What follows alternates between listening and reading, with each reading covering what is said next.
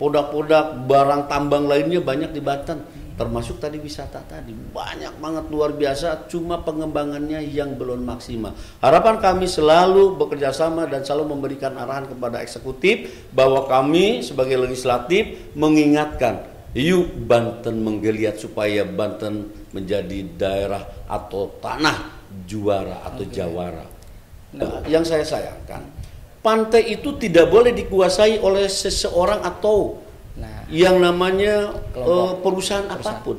Di Banten ini banyak perusahaan yang ada di bibir pantai, ya, tetapi menjorok dikuasai sampai ke laut.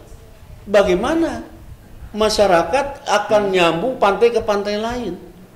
Kalau acuannya adalah kepada perda, saya yakin sudah ada, sudah dibikin perdanya. Tetapi pelaksanaan implementasi dari perda itulah yang belum ditanamkan. Mudah-mudahan ini menjadi PR semua. Tegur, kenapa perusahaan menguasai sampai laut? Bahkan dia seperti punya empang sendiri di laut. Nah, betul.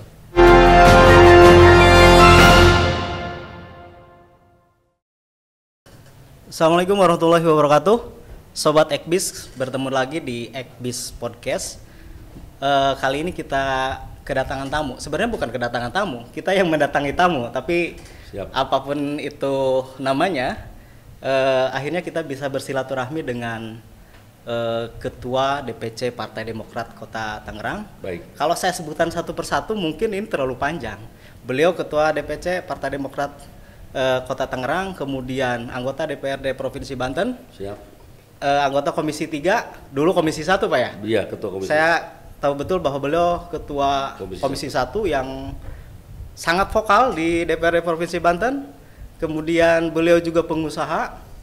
Dulu sempat sampai sekarang mungkin ya, pengusaha tahu tempe, pengusaha domba, sapi. Kemudian sapi dan lain-lain. Banyak sekali usahanya. Nah, kali ini beliau akan berbagi cerita dengan kita, baik soal usahanya, kepartaian, maupun motivasi yang mungkin akan juga menambah pengalaman kita. Baik. Untuk belajar lebih banyak dari tokoh kita kali ini.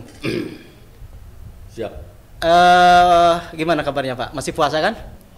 Alhamdulillah, berkat bimbingan dan juga tuntunan Allah Subhanahu wa taala kami menjalankan sebagai umat beragama, khususnya Islam.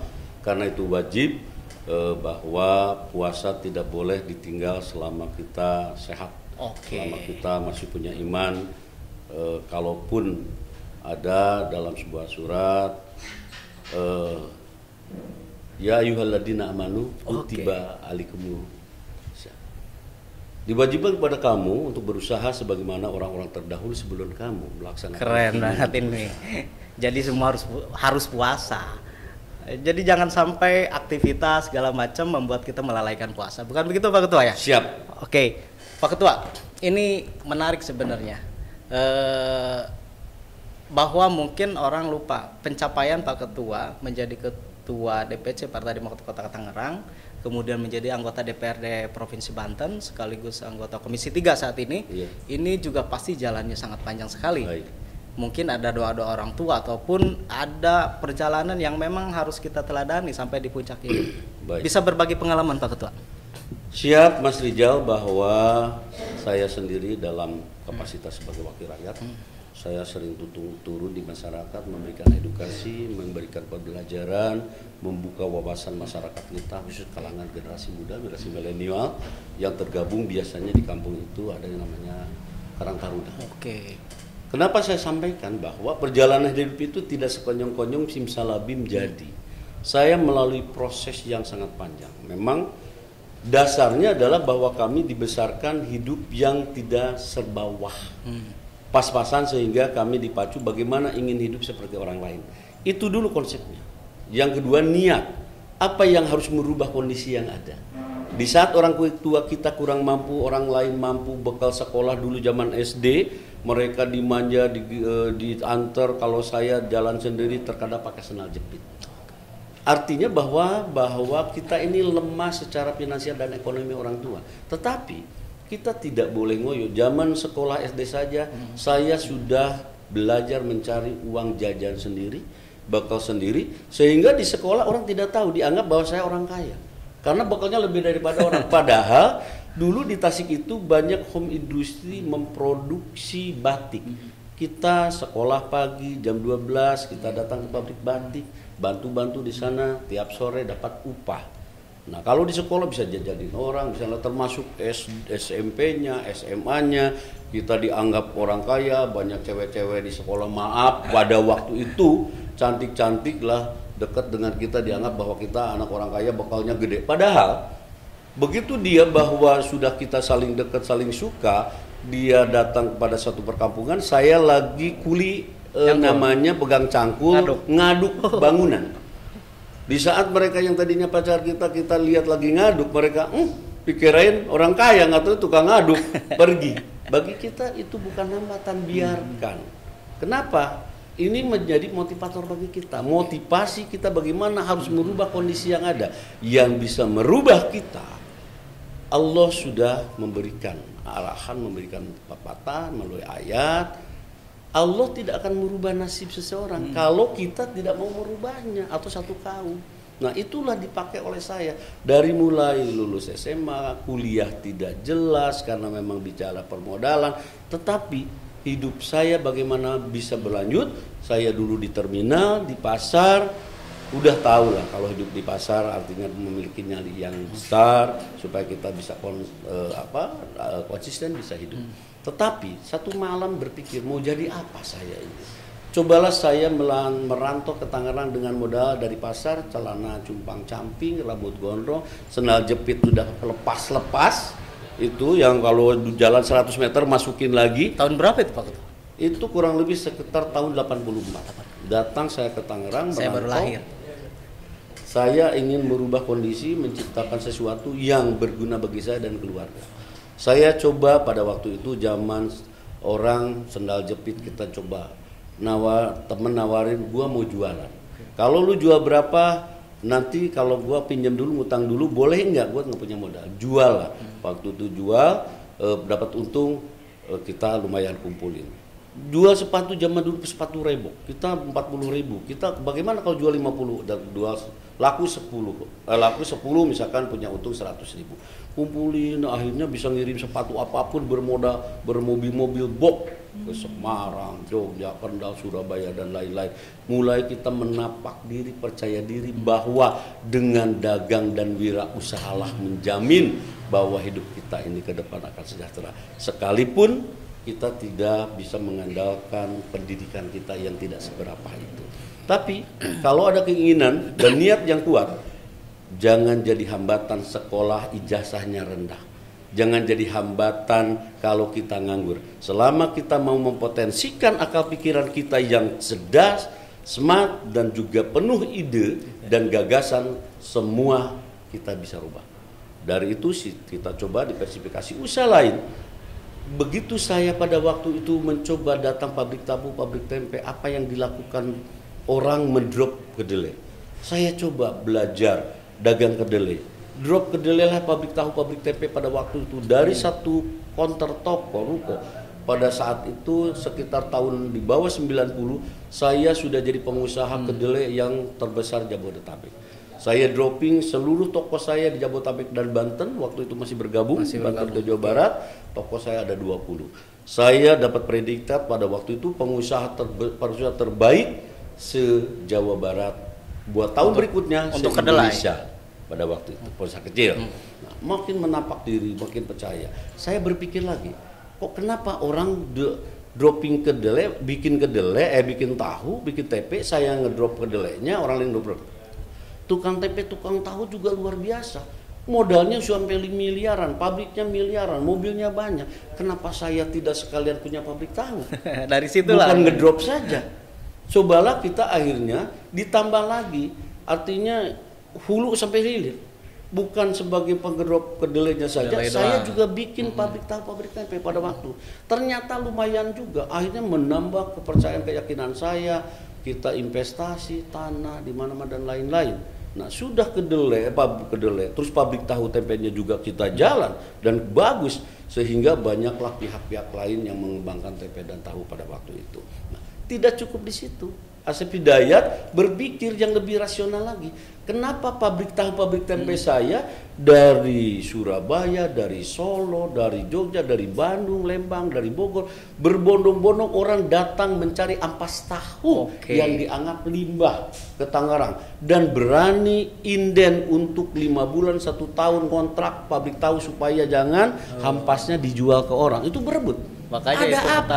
Matematika, pola berpikir saya secara sederhana. Untuk apa sih ampas tahu? Oh Pak Asep, ampas tahu ini adalah untuk ternak yang sangat bagus, dari mulai ternak sapi, ternak kambing, dan ternak babi, lain-lain. Saya berpikir, saya suka pengadaan sapi terhadap masjid-masjid atau pemasan yang lain. Kenapa saya juga tidak buka ternak sapi atau kambing? Akhirnya saya coba buka, dari satu nyoba dulu, ada sisa kurban temen lelangan, saya beli kurus, waktu itu cuma 4 juta. Saya pelihara 1 tahun, ternyata lakulah pada waktu 12 juta.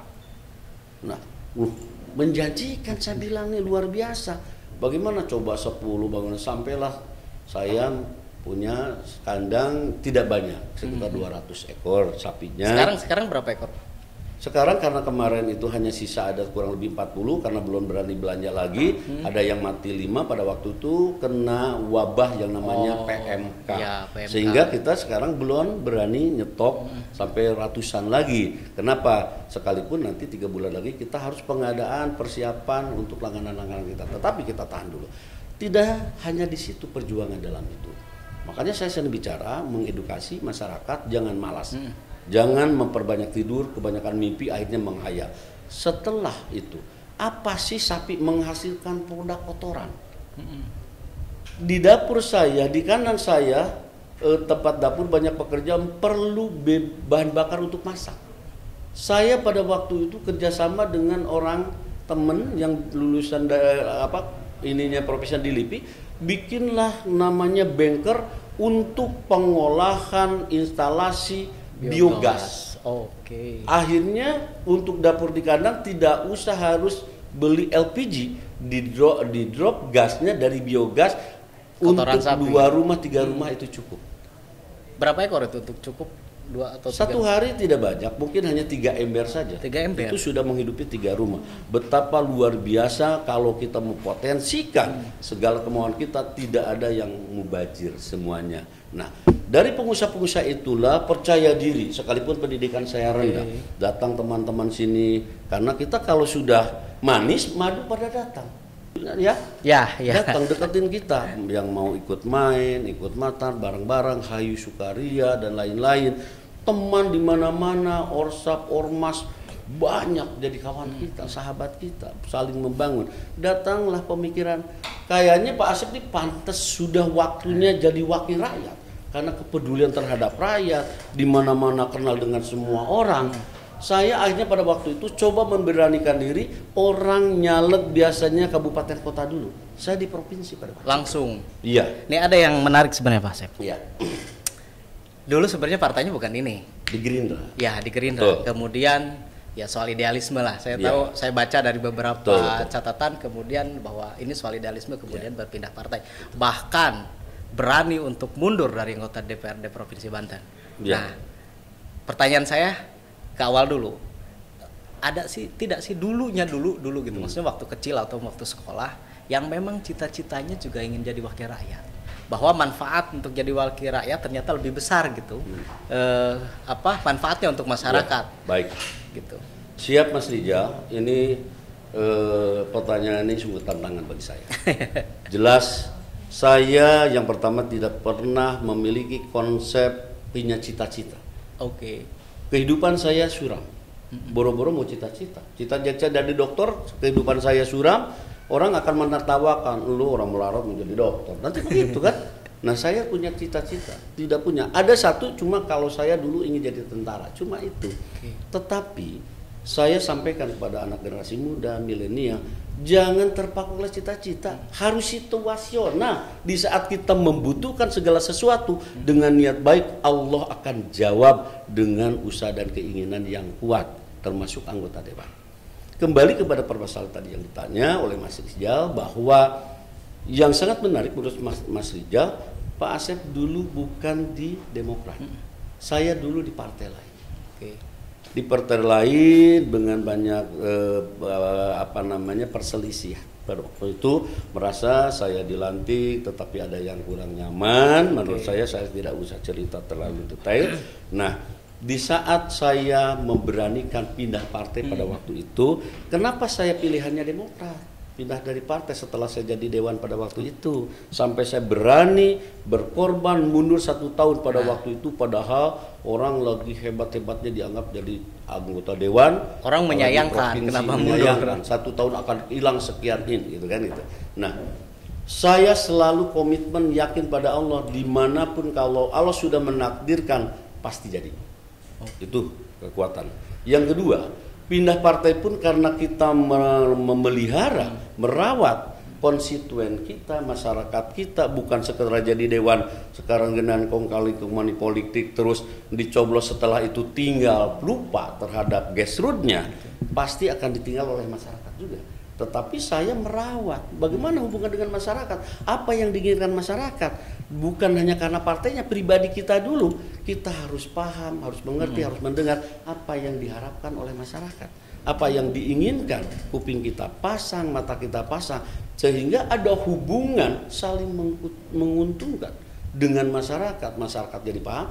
Begitu sewaktu-waktu saya harus tekad pindah partai ke Partai Demokrat yang sekarang saya diberikan amanah menjadi ketua DPC Partai Demokrat oleh Ketua Umum Partai Demokrat Bapak Agus Harimurti Yudhoyono atau Pak AHY yang luar biasa, muda, ganteng, smart, dan memang memiliki konsep-konsep bagaimana ke depan memandang kemajuan partai, bangsa, negara, dan merubah serta memperbaiki kesejahteraan masyarakat, kehidupan sosial masyarakat, politik, agama, keadilan, dan lain-lain. Saya tertarik sekali sehingga pindah partai ke partai-partai Demokrat, dan kebetulan saya tidak sulit pada waktu itu pindah. Sebentar. Kenapa? Karena saya dulu termasuk orang ikut mendirikan Partai Demokrat di tahun sekitar 2000-an pada waktu itu.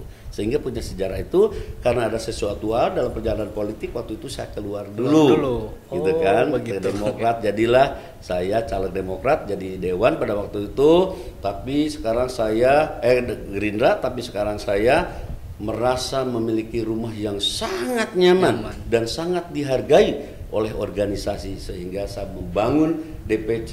Kebetulan di sini ada sekretaris saya Ibu Yuyun dengan kader-kader yang lain. Bagaimana ada Pak Dokter sebagai mentor, sebagai badan kehormatan di DPC, ada Bu Bim sebagai DE, dan semua komponen wakil ketua, sekretaris, wakil sekretaris, bendahara, dan lain bersatu padu merubah wajah Demokrat dan pola kerja Demokrat harus 1000% dari Demokrat yang lalu. Itulah insya Allah visi dan misi saya. Yang sekarang hanya 5 kursi, insya Allah kita punya obsesi minimal 10 kursi sampai 12 kursi di tahun 2024. Provinsi. Buat kota Tangerang. Kota Tangerang aja. Oke, ada yang menarik Sobat Ekbis sebenarnya.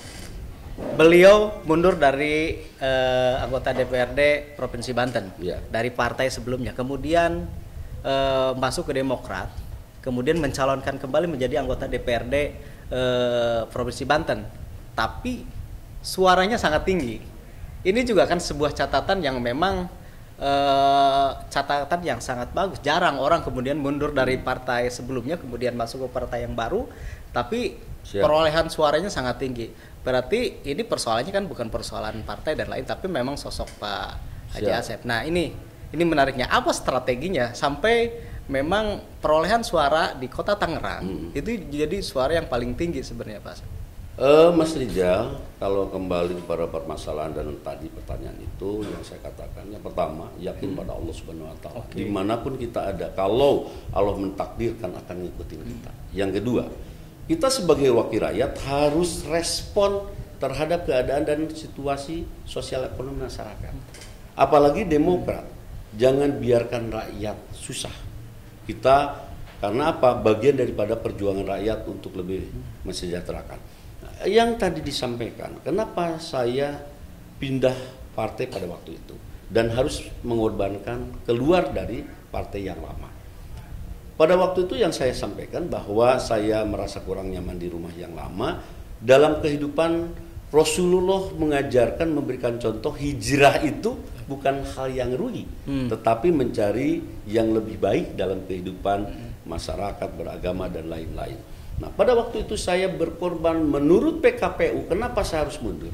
Aturan PKPU yang sekarang Undang-Undang PKPU nomor 7 2017 waktu itu mengacu kepada Undang-Undang nomor 8 kalau tidak salah 2014 yang berbunyi diantaranya kalau kita pindah partai, kita jadi anggota dewan harus berani rela mundur 1 tahun. Bagi saya itu jadi konsep. Nggak apa-apa, saya yakin mundur 1 tahun dari partai sini untuk lompatan 1000 tahun ke depan yang lebih baik di partai yang sekarang tempat saya bernaung. Itulah konsepnya. Kenapa saya yakin? Karena ya itu tadi, masyarakat konstituen saya pasti akan ngikutin saya dimanapun. Bawa gerbongnya. Sehingga saya masuk di rumah baru, partai baru itu tidak limbung, tidak takut dengan incumbent, bersaing dengan incumbent. Oke, yang alhamdulillah ternyata memang saya yang menjadi terbanyak pada waktu itu caleg DPRD Provinsi Banten untuk dapil A5A Kota Tangerang. Alhamdulillah Mas Rijal. Makanya yang pertama adalah doa dan keyakinan dulu. Yang kedua berbuat dengan masyarakat, mengerti masyarakat, apa yang butuh kita belikan, bagi dan lain-lain. Sehingga ya alhamdulillah pada saatnya kita juga disenangi oleh masyarakat dengan ini dimanapun kita ada, masyarakat tidak susah untuk mendukung kita. Keren sekali. Ini nih kita masuk ke kerja-kerja komisi nih. Siap. Pak Ketua. Karena Pak Ketua sekarang di Komisi 3 yang memang rekan kerjanya Dinas Pariwisata, kemudian Bapenda dan lain-lain. Mungkin saya akan fokus ke soal pariwisata. Siap. Bagaimana Pak Ketua memandang potensi pariwisata di Provinsi Banten saat ini? Mas Rijal, saya sebagai wakil rakyat dan tadinya saya mitranya pemerintah semua. Karena saya dulu ketua Komisi 1, sekarang partai memberikan tugas dan fungsi saya adalah di Komisi 3. Termasuk di dalamnya adalah aset daerah, mitra saya, badan pendapatan daerah, para wisata, juga termasuk perbankan Bank Jabar dan Bank Banten. Kalau bicara tentang mitra saya, salah satunya Dinas Pariwisata. Saya jujur sebagai wakil rakyat, sebagai orang Banten, prihatin terhadap kondisi yang ada. Belum pure pemerintah Banten dan masyarakat Banten bagaimana menggali potensi destinasi wisata yang ada di Banten. Padahal Banten ini kaya. Dan Banten banyak destinasi yang bisa dikembangkan yang akan menopang kepada pendapatan daerah yang berimplikasi kepada kesejahteraan rakyat nantinya sesuai dengan Undang-Undang Dasar 45 di muka 5, bumi, air dan kekayaan alam yang terkandung di dalamnya dikuasai harusnya oleh negara, termasuk destinasi usaha untuk kesejahteraan rakyat. Nah, kenapa prihatin? Pemerintah belum memberikan perhatian khusus terhadap pengembangan wisata. Padahal potensi wisata di Banten sangat luar biasa secara keseluruhan. Kenapa? Banten memiliki geografis yang sangat luar biasa sebagai penyangga ibu kota Jakarta yang jelas APBD Provinsi DKI itu kurang lebih 80 triliun. Rakyatnya lebih sejahtera. Jarak jangkauan Jakarta ke pemerintahan Banten cuma 70-80 kilo. Sampai destinasi Anyer misalkan tidak jauh dari 120. Kenapa? Potensinya banyak, ada Ujung Kulon, ya, ada juga Kota Pantai, Cibaliung, ada juga termasuk Pantai Carita, Anyer, dan ada yang terpenting di Banten, di Bandung saja, Jawa Barat ada destinasi usaha dari Tahura, hutan raya. Jawa Barat itu luar biasa, pengembangannya 1 tahun didapat retribusi dari pengembangan Tahura karena sudah betul-betul dipotensikan. Itu ratusan miliar menyumbang PAD terhadap pemerintah Jawa Barat. Kenapa Banten tidak? Karena apa? Memang perlu yang pertama konsentrasi memberikan perhatian dalam penganggaran. Yang kedua, bagaimana pemerintah memberikan kepada pihak-pihak ketiga, bagaimana eh, memberikan edukasi dan memberikan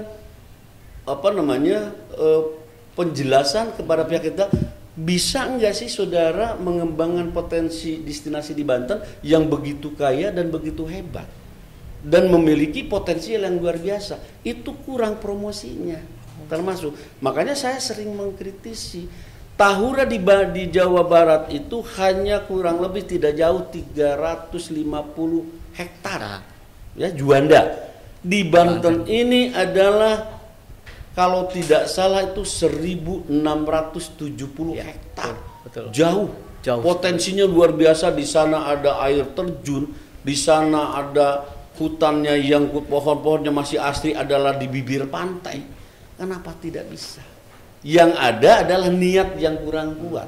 Padahal itu bisa menghasilkan luar biasa. Bekerja dengan pihak ketiga itu akan memberikan keuntungan. Ada di dalamnya adalah mempotensikan, tumbuh kembangkan usaha-usaha mikro, usaha-usaha UKM. Rakyat kita akan lebih berkembang kehidupannya dalam rangka meningkatkan daya hidup masyarakat rakyat yang lebih sejahtera. Itu implikasinya ke sana. Jadi kalau secara SDA gitu, sumber daya alam dan lain-lain, sebenarnya Banten itu sudah cukup sangat bagus gitu pariwisatanya, Pak Ketua. Banten ini memiliki kekayaan alam yang luar biasa. Tadi pengembangan wisata, sumber daya alamnya hebat. Termasuk kandungan mineral, kandungan logam, kandungan apa yang tidak ada di Banten. Ada semuanya. Cuma eksploitasinya belum maksimal, belum dikerjakan, belum dikerjasamakan dengan pihak-pihak lain, sehingga tidak memberikan kontribusi yang besar bagi masyarakat Banten dan pemerintah Banten. Apa yang tidak ada di sini? Emas Cikotok ada banyak, tidak dipotensikan, ya. Yang namanya batu bara banyak di Banten. Produk-produk tanah kaulin, produk-produk barang tambang lainnya banyak di Banten, termasuk tadi wisata tadi banyak banget luar biasa. Cuma pengembangannya yang belum maksimal. Harapan kami selalu bekerja sama dan selalu memberikan arahan kepada eksekutif bahwa kami sebagai legislatif mengingatkan, yuk Banten menggeliat supaya Banten menjadi daerah atau tanah juara atau jawara. Nah kalau sekarang kan menjelang Idul Fitri ini, wisatawan lokal terutama ataupun wisatawan dari daerah lain, kalau kita melihat panjang pantai di Banten itu juga sangat panjang sekali dari utara, barat hingga selatan, Pak Ketua. Dan pasti pada pasca Lebaran itu akan dipenuhi oleh wisatawan. Kalau sebagai Komisi 3 sudah melihat apa yang dilakukan eksekutif mempersiapkan pasca Lebaran ketika wisatawan berduyun-duyun ke destinasi wisata. Kalau menurut Pak Ketua, eksekutif sudah maksimal belum menyiapkan termasuk misalkan untuk keselamatan dan lain sebagainya? Sudah maksimal belum Pak Ketua? Kita harus objektif. Ya, hasil dari kita, bahwa apa yang dilakukan oleh eksekutif ada pasti, cuma persentasenya belum memuaskan. Berapa pertumbuhan wisata, betapa melayani masyarakat yang euforia menyambut kegembiraan hari raya Lebaran, hari raya Natal, hari raya agama-agama lain pun pasti pantai di saat libur panjang akan dipenuhi oleh orang lain. Tetapi kenapa terjadi kemacetan di mana-mana? Karena terfokus hanya Anyer utamanya. Betul. Yang paling utama adalah termasuk Karangbolong, ya, Carita agak kurang.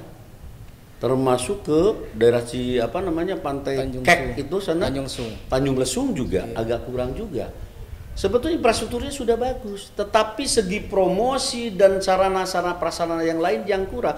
Padahal potensi pantai di Banten itu tidak kalah besarnya. Kalau tidak salah, bentangan pantai Banten, Provinsi Banten itu ada 650 km. Dari betapa kayanya luar biasa Banten itu. Sampai dengan mungkin Mauk dan lain-lain. Ya. Nah, apa yang tidak bisa? Sebetulnya bisa. Promosi yang harus dimaksimalkan. Bagaimana bentuk kerjasama dengan pihak ketiga? Bagaimana Banten juga pemerintah aware membuka diri kepada pihak-pihak swasta pengembang untuk segala investasi di sana. karena berimplikasi kepada kesejahteraan masyarakat secara umum. Nah ini sudah ada tapi kurang maksimal. Dan yang pertama, yang kedua yang saya sayangkan, pantai itu tidak boleh dikuasai oleh seseorang atau yang namanya perusahaan apapun. Di Banten ini banyak perusahaan yang ada di bibir pantai ya, tetapi menjorok dikuasai sampai ke laut. Bagaimana masyarakat akan nyambung pantai ke pantai lain atau daratan-daratan lain? Ini sudah dihalang-halangi, disekat-sekat oleh mereka sendiri. Mestinya tidak boleh, ada aturan atau regulasi yang harus ditanamkan, dilakukan. Kalaupun ada regulasi, kenapa dibiarkan? Harusnya ditindak dong. Jadi seperti laut itu milik sendiri, pantai milik sendiri.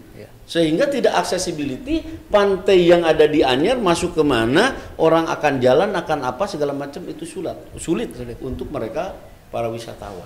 Itu yang saya sayangkan. Itulah sehingga mungkin ini menjadi satu cambuk bagi kita semua, eksekutif legislatif. Ayo berpikir secara rasional. Kembangkanlah pantai Banten yang memiliki bentangan 650 hektar, 650 kilometer. Kok dibiarkan? Harusnya menjadi kekayaan potensi. Kota pantai di mana-mana akan memberikan kontribusi bagi kehidupan kesejahteraan rakyat. UKM-nya akan tumbuh, perhotelan akan tumbuh, penyedia jasa apapun tumbuh, makanan akan tumbuh. Itulah yang menjadi harapan kita sebagai legislatif. Mudah-mudahan eksekutif juga seiring sejalan, kita sinergitas ke depan bagaimana mensejahterakan rakyat Banten. Nah, betul. Tadi menarik sekali sebenarnya. Ini juga menjadi keluhan masyarakat sebenarnya Pak Ketua. Terutama soal pengkaplingan pantai ya. Entah itu oleh korporat maupun oleh perorangan. Yang pada akhirnya masyarakat ketika mau berlibur ke pantai juga tersekat. Yang kedua menjadi mahal. Bahkan mungkin ada beberapa oknum yang kemudian memanfaatkan situasi itu. Parkir yang tadinya misalkan cuma 5.000, 20.000 jadi 100.000. Nah, bagaimana sih Komisi 3 juga melihat itu gitu Pak Ketua? Menurut saya ini harus ada satu bentuk tekad bersama antara lintas pemerintah. Hilangkan ego lintas sektoral, hilangkan ego lintas tingkat pemerintah pusat kebijakannya, pemerintah provinsi, kabupaten kota. Ini masih terlihat ada. Sehingga itu retribusinya bukan dari saya. Padahal misalkan penguasaan pantai sampai dengan 10 mil menjadi bagian pemerintah provinsi. Tapi tidak seiring sejalan dengan kebijakan yang ada di kabupaten kota misalkan. Contoh, korporat mau hotel, mau perusahaan, mau pabrik. Lihat kita di Bali. Dari pantai satu ke pantai lain, melewati hotel-hotel lain bisa dilalui oleh semuanya. Karena ada batasan korporat atau perusahaan atau pabrik, hotel tidak boleh menjorok ke laut. Tapi di Banten, lihat cerita. Semua terkotak-kotak sampai tidak bisa dilewati. Itu artinya memberikan pemahaman bagi masyarakat bahwa egois itu yang menghancurkan sosial masyarakat kita, komunikasi antara rakyat, tersekat oleh tadi kepentingan korporat yang tidak diatur, tidak tegas. Padahal saya yakin kalau acuannya adalah kepada perda, saya yakin sudah ada, sudah dibikin perdanya. Tetapi pelaksanaan implementasi dari perda itulah yang belum ditanamkan. Mudah-mudahan ini menjadi PR semua. Tegur, kenapa perusahaan menguasai sampai laut? Bahkan dia seperti punya empang sendiri di laut. Itu menyayangkan. Lihat kita di Bali, di Lombok, nggak ada batas, nggak ada sekat, nggak bicara siapa pengusaha, di hadapan hukum adalah sama. Kepentingan rakyat, jelata, mau binatang lewat, apa anjing dan lain-lain di Bali, manusia dan lain-lain semua bersosialisasi, tidak ada batasan di sana. Pakai sepeda, pakai motor, pantai ke pantai lain nyambung semuanya. Tapi di Banten tidak bisa. Coba lihat. Betul. Iya kan? Dari pesisir utara sampai pesisir selatan jadi sulit. Iya, sulit. Harusnya sebetulnya tidak terkotak-kotak oleh kepentingan. Nah, ini diskusi yang sangat menarik sebenarnya. Ini akan semakin panjang kalau misalkan kita mendiskusikan pariwisata ini Pak Ketua. Siap. Selain pantai misalkan, kita juga kan punya kota termasuk cagar budaya dan lain-lain yang memang itu menjadi pariwisata unggulan di Banten. Termasuk misalkan wisata religi. wisata religi kan juga dari mulai utara sampai selatan juga kita memiliki banyak sekali potensi wisata religi. Kalau dari Komisi 3 melihat wisata religi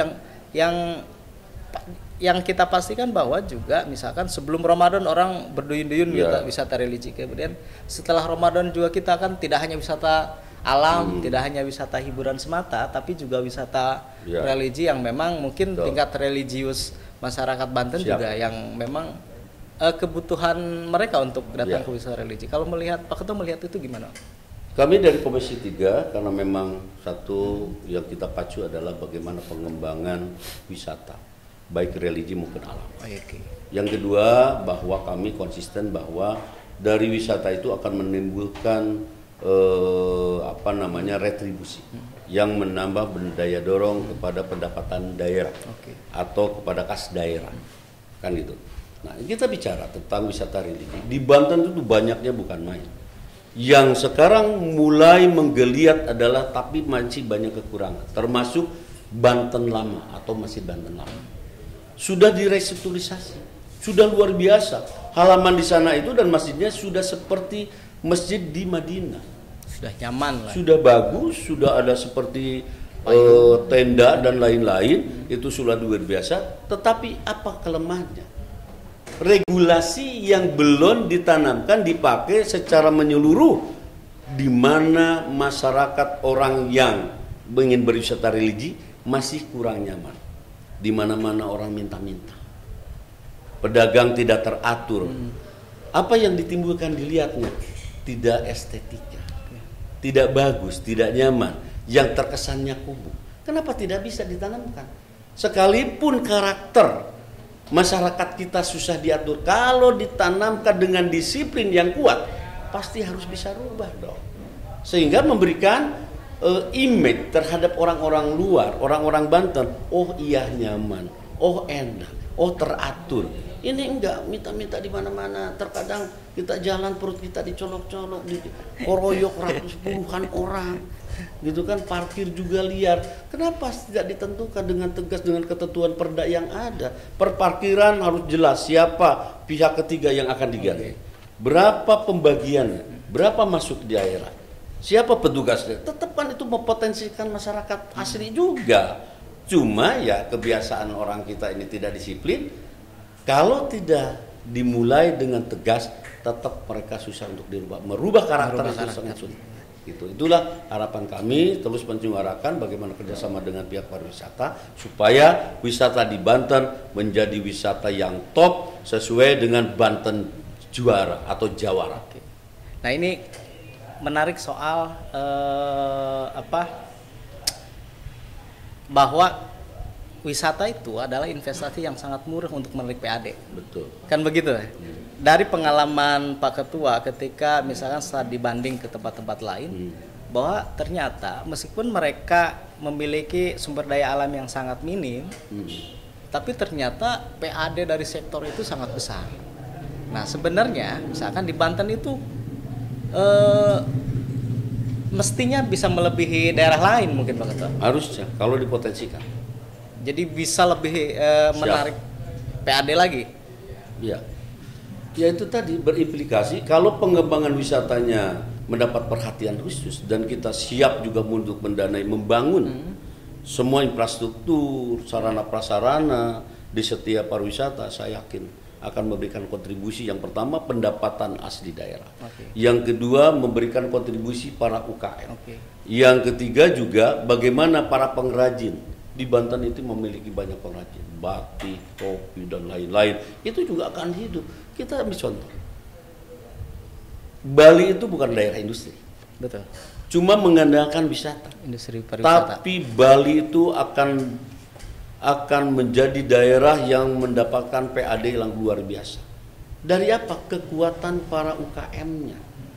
Kegiatan dari seni hobi menjadi bisnis. Kenapa? Karena banyak orang asing datang. Kenapa orang asing datang? Karena semua objek wisata di sana betul-betul pemerintah memberikan perhatian khusus yang menjadikan pariwisata di Bali itu pariwisata yang bisa diandalkan untuk dilihat oleh masyarakat dunia. Itulah Bali. Kenapa kita tidak bisa? Mestinya bisa. Harusnya bisa. PAD kita cukup 12 triliun kurang 12 sampai triliun. 13 triliun. Harusnya bisa membiayai itu. Jadi mestinya juga lebih banyak lagi PAD yang masuk dari sektor itu. Betul. Baik, Sobat Ekbis, ini kalau kita lanjutkan ini tidak bakal selesai karena sangat menarik sekali perbincangan kita dengan Pak Ketua DPC Partai Demokrat Kota Tangerang. Gimana persiapan dengan Pak Ketum? Sudah selesai? Tadi karena kami 3-4 hari, 1 minggu yang lalu diberikan bahwa tembusan atau kabar bahwa Tangerang dipilih sebagai agenda acara untuk agenda ketum dalam rangka Sapari Ramadan. Sapari Ramadan. Bulan yang penuh dengan rahmat, hidayah dan kebaikan, segala sesuatu bernilai pahala. Ketum akan datang di Tangerang di Pasar Lama hari Selasa tanggal 18 April 2023 jam 4 sore.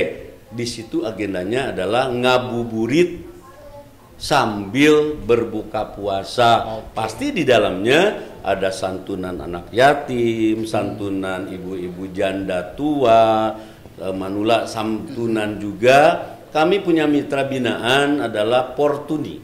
Portuni itu Persatuan Tunanetra Indonesia yang ada di Kota Tangerang menjadi binaan Asep Hidayat dan Partai Demokrat. Nanti kita akan berikan santunan di sana karena mereka juga salah satu makhluk Allah yang kurang beruntung, tetapi saya yakin dan saya salut tidak pernah ngeluh. Luar biasa, tanpa melihat alam pun mereka tetap bersyukur. Kenapa kita yang normal tidak bersyukur? Itulah yang kita akan lakukan. Insya Allah DPC Partai Demokrat Kota Tangerang selalu akan menjalankan dan melakukan perintah yang diberikan, saran yang diberikan oleh DPP Partai Demokrat, khususnya Ketua Umum Partai Demokrat Agus Harimurti Yudhoyono yang luar biasa, hebat, mantap, smart, cerdas, ganteng dan sebagainya. Insya Allah, sehingga kami sangat cinta Demokrat, kami juga cinta Ketum, dan tentu sebagai ayahandanya yang menjabat presiden 2 periode, memberikan kontribusi kesejahteraan rakyat dan kemajuan negara. Insya Allah mudah-mudahan trustnya turun kepada putranya Pak Agus Harimurti Yudhoyono, siap membesarkan dan memenangkan Partai Demokrat Kota Tangerang. Baik, Sobat Ekbis, Pak Ketua, terima kasih waktunya. Siap. Lain kali kita akan berbincang lagi terutama mungkin bisa kita undang di kantor untuk melakukan podcast di kantor. Boleh. Lain waktu kita akan berbincang banyak soal tugas-tugas sebagai Ketua DPC Partai Demokrat Kota Tangerang sekaligus sebagai anggota DPRD Provinsi Banten. Insya Allah. Baik, Sobat Ekbis, terima kasih untuk perbincangan kita kali ini. Sampai jumpa untuk podcast yang lain dengan tokoh yang berbeda. Wabillahi taufiq wal hidayah. Wassalamualaikum warahmatullahi wabarakatuh. Terima kasih Pak Ketua. Terima kasih Mas Rijal. Saya nyapa sedikit masyarakat khususnya Tangerang dan Indonesia. Selamat menjalankan ibadah puasa di bulan Ramadan. Puasa bulan yang penuh maghfirah, penuh ampunan, tentu keberkahan dan juga limpahan pahala untuk kita semua. Assalamualaikum warahmatullahi wabarakatuh.